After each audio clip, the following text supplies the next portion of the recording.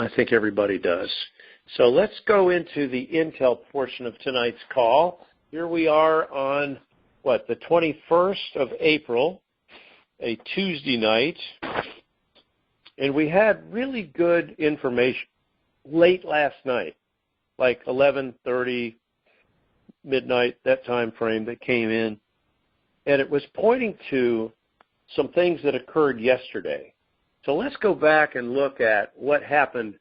Did you guys notice how, if you watched any financial news at all, how the oil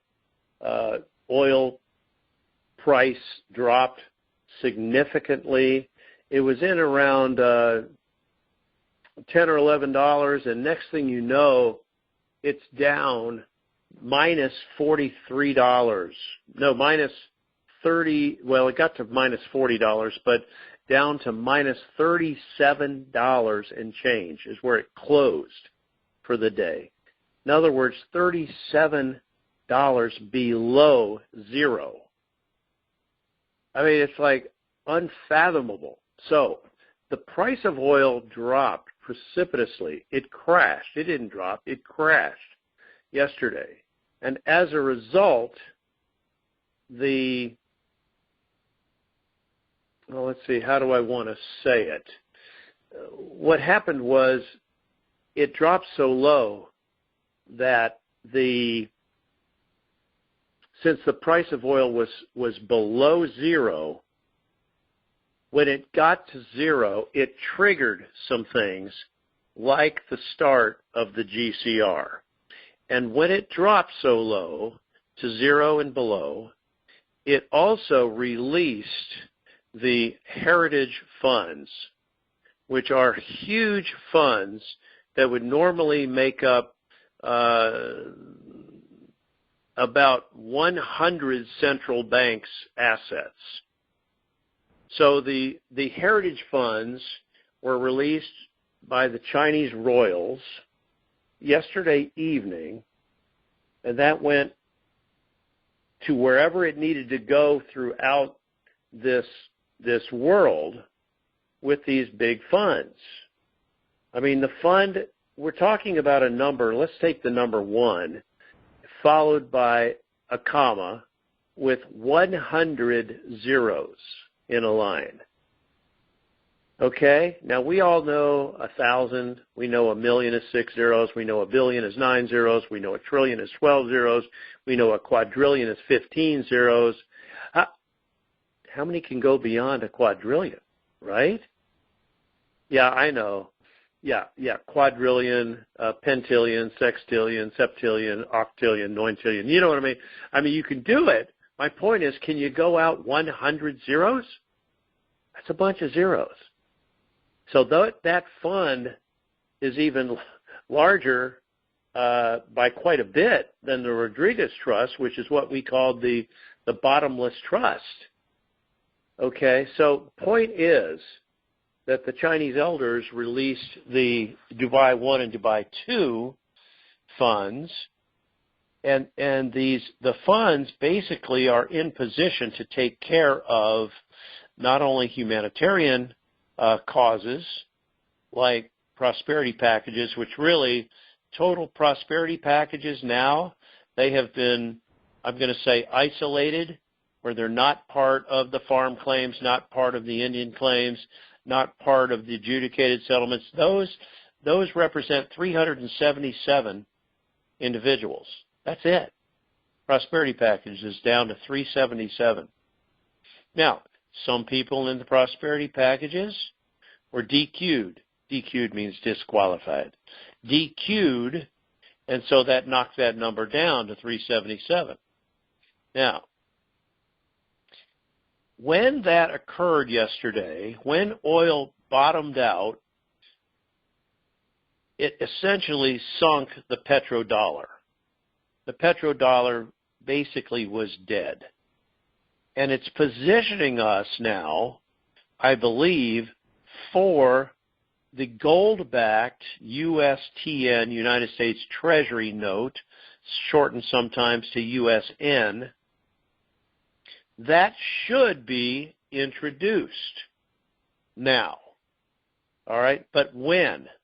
When is that going to be introduced? When is the gold standard that we're going to globally going to be introduced? I mean to the public.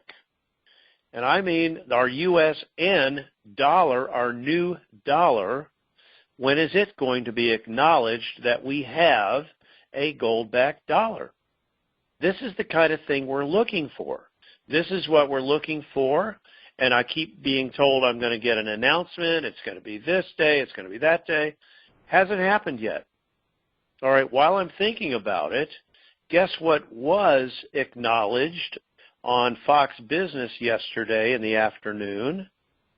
That was universal basic income. It was a guest that was on the show talking about these stimulus checks and stimulus direct deposits as UBI, universal basic income. I thought, wow, that's the first mention of that I know of as it's laid out, and that's part of NESARA. That's part of that NESARA legislation. I thought that was really cool. So it's all around us. Now, with oil dropping like it did, they're scrambling to try to find places to store it. We're not using it. Obviously we're still making gasoline, but the problem is we're not driving very much. Yes, our truckers are driving, but they're using diesel. Yeah. And there's a few people that are driving, but it's not like normal. It's not like we used to be, so we're not using the gasoline. That's why gas is dropping. And do you believe in Wisconsin, gas prices are down at 99, 98 cents a gallon? That's Wisconsin. Okay, and I know there are places that are like that or maybe even a little bit cheaper. It's amazing. It's amazing. And that's where we're going. Theoretically, at the cost of per barrel oil, even at $10 or $12, we could have 30-cent gasoline. Now, will we see that? Is this just a real short-term thing? I don't think so. Not for a little while, and I'll tell you why. We've got the May future contract for oil settled today at $10.01 per barrel. $10.01 a barrel for May oil futures. That's West Texas Intermediate crude. Now, what's so weird is that the June futures are only up slightly, and of course they haven't closed out. And I'm not quite sure when they would close out, if it might not be until May. But the June futures are still hanging around $12 or $13 a barrel. So this curve that was a direct drop yesterday that basically killed the petrodollar will probably make just a smooth, slow climb back up to $20 or $30 a barrel. And it might take several months to get there. It's going to take us opening up the country for business and going and getting out and driving and doing some things that we used to do a month and a half ago. So I found that to be very interesting. So we've got the heritage funds released, and as a result of that, what we think is next, well, let's talk about it. The final release codes have been sent out to the one who's in charge of all the groups that are based out west. That was done yesterday evening. I believe the paymasters probably have their final release codes entered, ready to go. We're looking for those, what we call the intermediate groups that are between Tier 3 and Tier 4. That's why they're called intermediates. We're looking for those intermediates to be funded and to get paid. We're looking for those to happen. Those were supposed to start today at 2:30 p.m. Eastern Daylight Time. 2:30. Did they start? I don't think so. I don't have any confirmation of that yet. Now, I may get it tonight after the call's over. I may get it later tonight. I may get it tomorrow. I hope that they are moving forward because they need to move forward, as well as the large groups, the cores, the inner core, outer core, and the other groups that are based out west. They need to get moving as well. They need to get started. Now, what is the timing looking like? It was looking like we were going to get those groups paid today, starting at 2:30, all of them, by the way, not just the intermediates, all of them. Did that happen? Not that I know of. I can't confirm that yet. All right, so beyond that, what about us?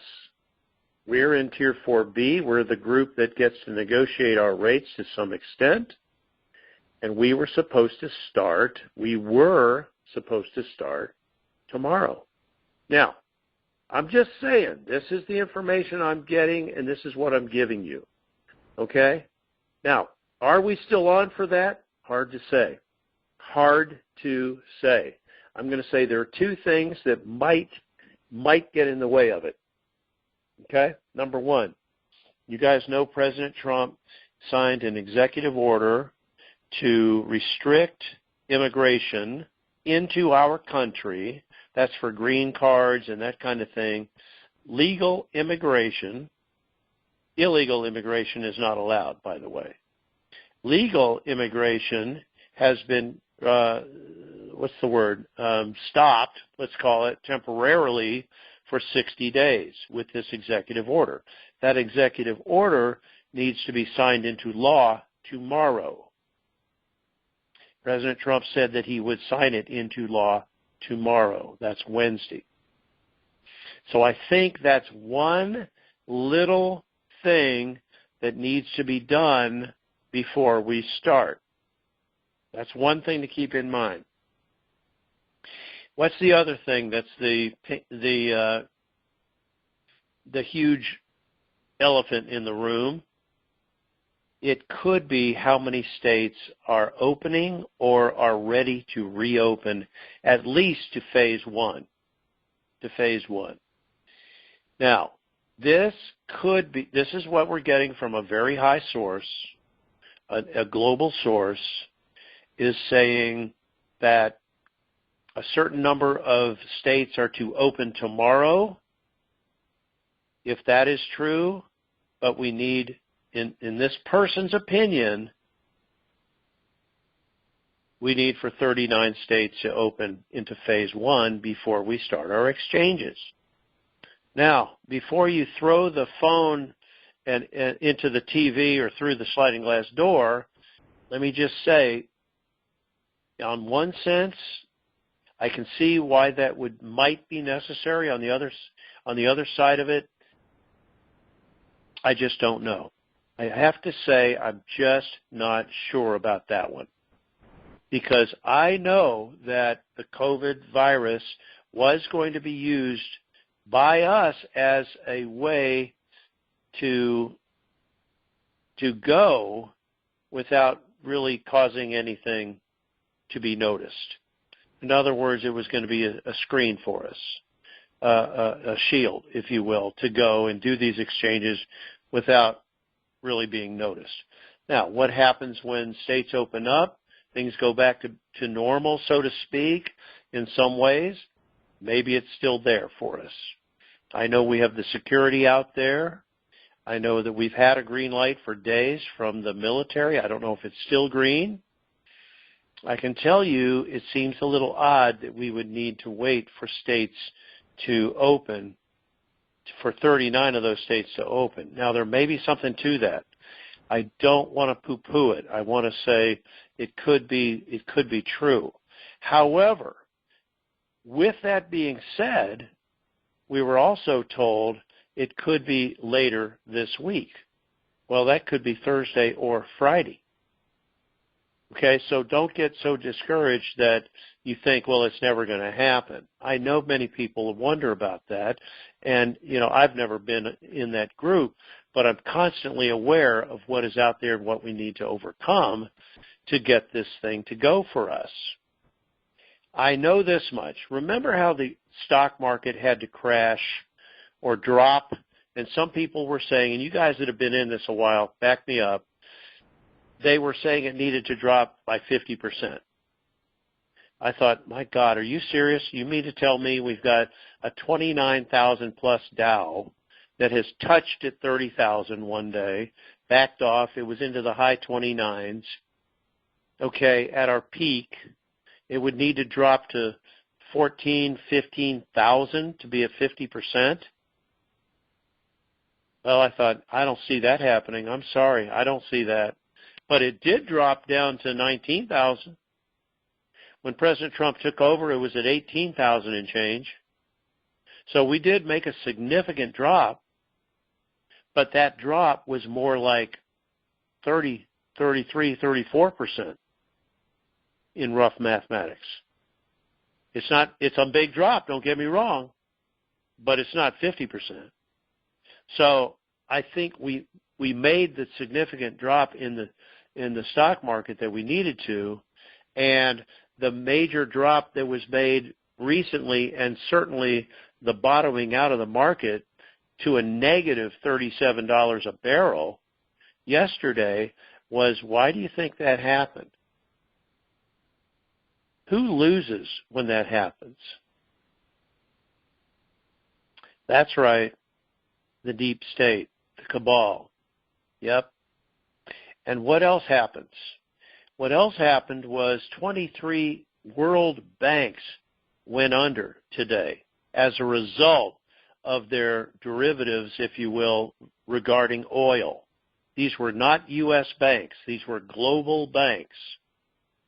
Okay? 23 banks went under today as a result of that oil. Now, oil is going to slowly creep up, and I know the country is going to slowly open up across the country. I know that state by state, they're all weighing it out. They're all looking at it.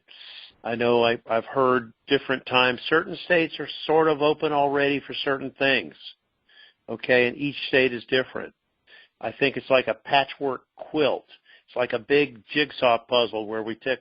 Remember, I used to have a map of the United States as a puzzle, and I used to see certain states, and I used to be able to plug them into the puzzle. You know, when I was a kid, and that's what we're looking at. We're looking at a puzzle to try to get this country back, because, like President Trump said today, he sees this country coming back greater than ever. Now, I want to say something that I wanted to say before on Thursday's call, but I think we found out, you know, that many, I think there were 6 states that were affected by that last round of tornadoes.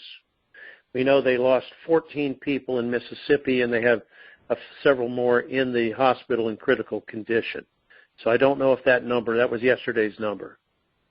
And I know more people died. We know we lost 34, probably at least 36 people in those six states. Guess where Rebuild America needs to start? We need to start where those communities, those towns lost homes, where people lost homes. We need to rebuild those homes all over the South, from, I'm going to say, Tennessee, South Carolina, I don't know. Maybe North Carolina sustained some damage too. I don't know. All the way down. We know Georgia did. We know obviously Alabama did. I'm not sure about Louisiana, maybe. But we need to check that out and find out. And that is where we'll start on Rebuild America. And we won't throw up some shotgun shack. Okay? We're going to throw up good homes that are made to withstand that type of force of wind. So I don't know whether it's going to be, you know, whether we'd use concrete block, reinforced block, Havel block, whatever. We need to build for the future, and we can do that, and we can start there. So if you live in the South, if you hear the big call and you live in one of these areas, keep that in mind and make a list, an actual list of the communities or towns or cities that were affected by this last round of tornadoes. I mean, obviously these aren't going to be the last tornadoes we ever see. We hope they are, but they probably won't be. And then there's hurricane season. You know what I mean? There's always something that we can do. But let's get started with Rebuild America in those towns and communities that were devastated by these tornadoes. Okay? Let's just, everybody help me cover that. Help me cover that. And let's see where those are. And if you live in one or near one of those areas and you're part of the big call and you're part of this great blessing, good. That's good. Let's hope you're okay and your home has not been destroyed, but let's work together to rebuild those areas, okay? Don't forget Dr. Ben Carson with 8,761 enterprise zones. We're going to be working with Dr. Carson. A lot of it, not all of it, but a lot of that is inner city. That's another area that we want to help in, and we've got all kinds of plans and programs for inner city, okay? That's all part of Rebuild America. So I'm going to say this. Can I tell exactly when this is going to go? No. Do they want us to know when it's going to happen? No, they don't. And even though we're hearing Tuesday, Wednesday, Thursday, we can write off Tuesday because it's almost over. Tomorrow, it's in play. Thursday, in play. I think Friday's even in play. So let's keep that in mind. Let's continue the good work we're doing on social distancing. Let's continue to work on our projects and fine-tune our presentations. Bob, whenever you're ready, brother.